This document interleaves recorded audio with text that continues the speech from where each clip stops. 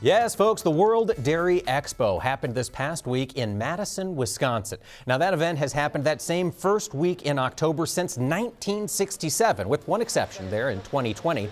And it's a place that the industry gathers together. It's a massive trade show full of all sorts of things that dairy producers might need on their operation. And it's an opportunity to show off the best of the best when it comes to the breeds of dairy cattle. Had a chance to spend a little time in the show ring and see those folks showing off their pride and joy was truly an incredible thing to see.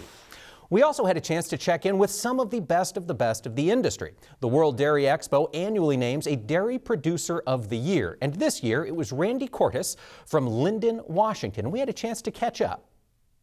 Well, I grew up on a commercial dairy, and then after graduating from WSU, I started on my own in 1981. In the dairy business? In the dairy business with registered cattle, and actually got into several breeds over the years and things like that, and we were very successful in what we did because we had to. Because you had to be, and if your success has brought you to here. You were named Dairy Person of the Year. Randy, tell us a little bit about what your life is like today. What are you doing on the day-to-day contributing to the dairy industry?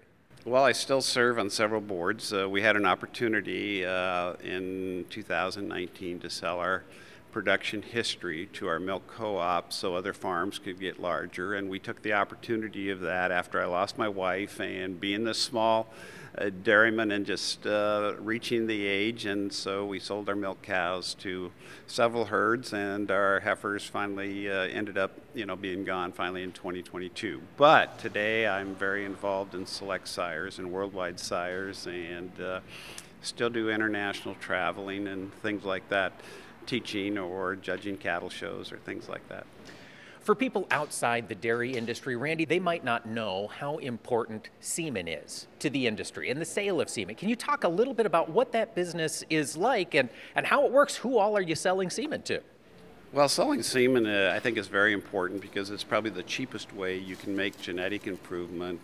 And Worldwide Sires, which is part of Select Sires, our international marketing section of it, sells in over 100 countries around the world. And as things have changed, we sell more sex semen now, and sex semen continues to grow, where you can either have a female or a male depending on which breed of cattle you have and desire. And so that has all changed the industry, but it's amazing to see the genetic improvement around the world because people could take their cross cows or Brahmas or, you know what I'm saying, and make such improvement and gain such a deal in milk production.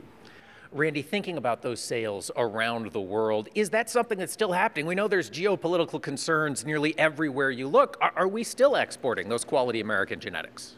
Yes, we are, and actually we own some companies in countries, and one of the latest is China. And they've just placed a very large order, and we already were selling there, but now we own the business, and we just bought another business in Turkey, and so many countries. Russia's still a great market for us, and so yes, they still have a desire to improve their genetics, improve their cattle, and they certainly see that the U.S. is a leader in genetics.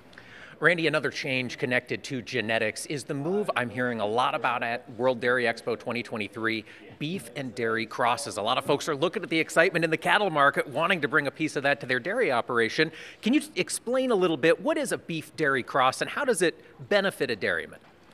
Well, today, because of the beef on beef market has decreased so much because of drought and feed and weather conditions, that population has decreased so much. And so with sex semen, people have realized that they don't need as many heifers and things like that, and so somewhere around 60 to 70% of their dairy herd is being bred to beef on dairy. And what we have found is a very uniform beef that has performed very well because you find genetics that will work better on dairy cattle and get the marbling and things like that you desire. And so right today, those calves are bringing a very good income to dairymen who are having a very depressed year with milk prices and high feed prices. And it is a depressed year. It has been a challenging couple of years with the COVID pandemic and everything else connected to it. Randy, from your position with your years of experience in the dairy industry, are you optimistic for American dairy producers? Do you think there's still reason to be fired up about the dairy industry? Oh, I think there's still optimism about it. I think milk prices will recover again and things like this. We just have to work harder at export markets. Especially of our dairy products and things like that, and I think we will see an improvement through it, but we also will see consolidation, which some of us probably don't like to see because many of us like those small farms and things like that, but the next generation, doesn't want to have that 365-day job every day. So I in my own family, I see that, that happen. Thank you, Randy, and congratulations on winning Dairy Producer of the Year at the World Dairy Expo. Fascinating to hear how this industry could continue to change as we look out to the future.